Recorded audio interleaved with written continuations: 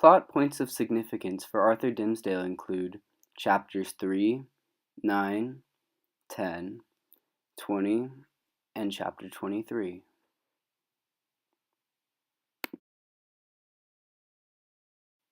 Dimmesdale, Chapter 3. Chapter 3 serves as Dimmesdale's introduction in the novel.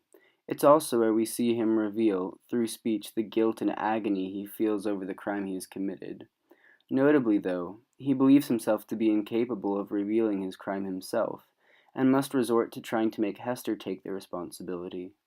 Despite his guilt, the fact that he does not admit to his crime, and betrayed all his responsibilities as a minister to the society he inhabits, and has done nothing in attempt to redeem himself, puts Dimmesdale at a solid 0 when it comes to moral worth in Kant's book.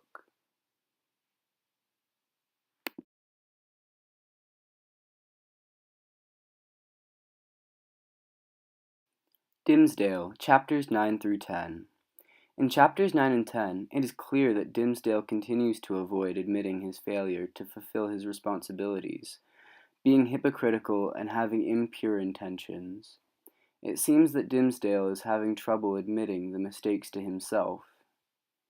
Although he does do seemingly good things, such as defending Hester's right to care for Pearl, he mainly acts out of his emotions for Hester, not because it is the right or pure thing to do.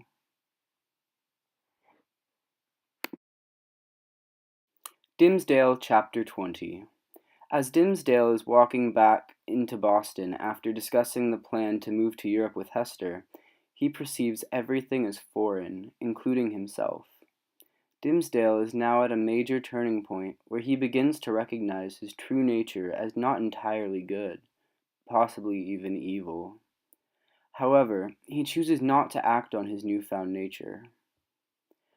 While he is essentially choosing to abandon the community that has invested so much in him, he still decides to follow through with the election sermon, stating, "At least they shall say of me that I leave no public duty unperformed nor ill-performed." Dimmesdale acknowledges that at least that important sermon is something he must do, because it is his responsibility to the people, suggesting that his morals are not completely lost.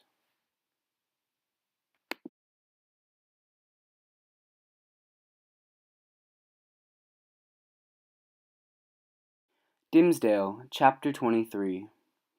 In this chapter, Dimmesdale finally releases himself of the guilt by announcing that "thou too hast deeply sinned" in front of the rest of the society. Dimmesdale achieves a 10 because he completes his responsibility as a spiritual leader to the community and his obligations to Pearl as her father by finally acknowledging that she is a human being, an end in herself. Plot points of significance for Hester Prynne include chapters 4, 14, 19, and chapter 24. Hester, Chapter 4. In Chapter 4, during interrogation with Chillingsworth, Hester does seem to show some progress towards fulfilling responsibilities. Hester shows some responsibility for Pearl by being suspicious of the medicine, although rather foolishly. She also does, for the first time, admit that she has wronged Chillingsworth, showing some responsibility and respect for Chillingsworth's dignity. She still fails to release the name of the father to Chillingsworth, and thus does not completely fill this responsibility.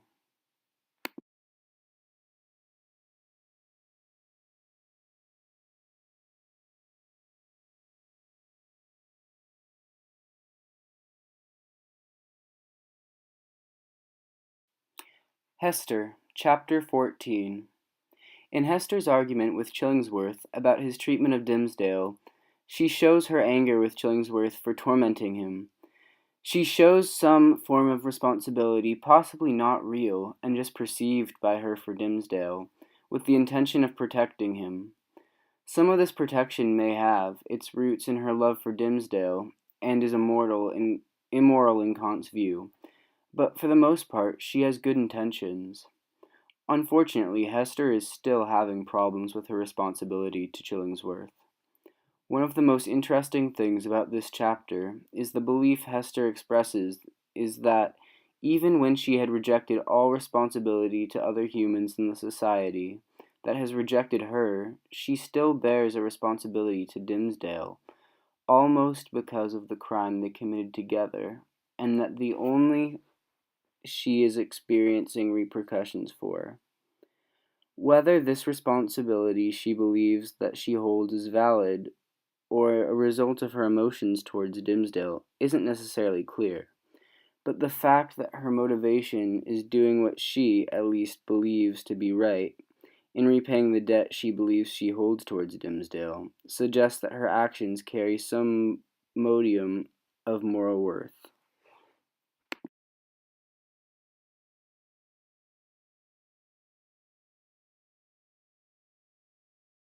Hester, Chapter 19. The interesting thing about Chapter 19 is how it illuminates the relationship Hester has with Pearl. As a symbol of the Scarlet Letter and of her parents' sin and shame, Pearl is never really respected as a person in her own right until Chapter 23, when Dimmesdale finally publicly acknowledges her as his daughter, and, as Hawthorne puts it, a spell is broken. But in Chapter 19, this spell cutting Pearl off from real humanity is still in effect, and enforced by Hester's treatment of her. From Hester's introductory chapter, there has been a disconnect between her and Pearl, with Hester growing angry when Pearl's wants and needs do not line up with her own, or aren't convenient to her, as in this chapter, when Pearl refuses to comply with Hester's wishes until she redons the Scarlet Letter. Hester at one point even recognizes the disconnect between Pearl and herself, though she does nothing to attempt to change her behavior in order to mend the rift, and up until chapter 23, essentially only views Pearl as a means to one end.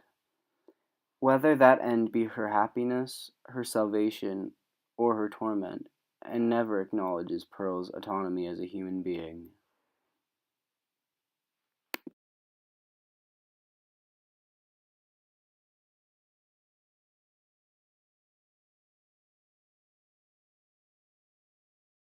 Hester, Chapter 24. Chapter 24 is where we finally see a positive result from Hester and Dimmesdale's interactions. Throughout the rest of the novel, whenever Hester and Dimmesdale come into contact, they become preoccupied by their emotions for each other and dismissive of their duties. In Chapter 24, we finally see evidence that Hester has broken this pattern, whereas in Chapter 23, she still seems to be unable to let go of her love for Dimmesdale, asking him as he dies if they will not be together again in the afterlife. In Chapter 24, she not only returns to the Puritan society that brought her nothing but misery and public shame, but willingly takes up her old punishment again, acknowledging it as a necessary in the process of her redemption.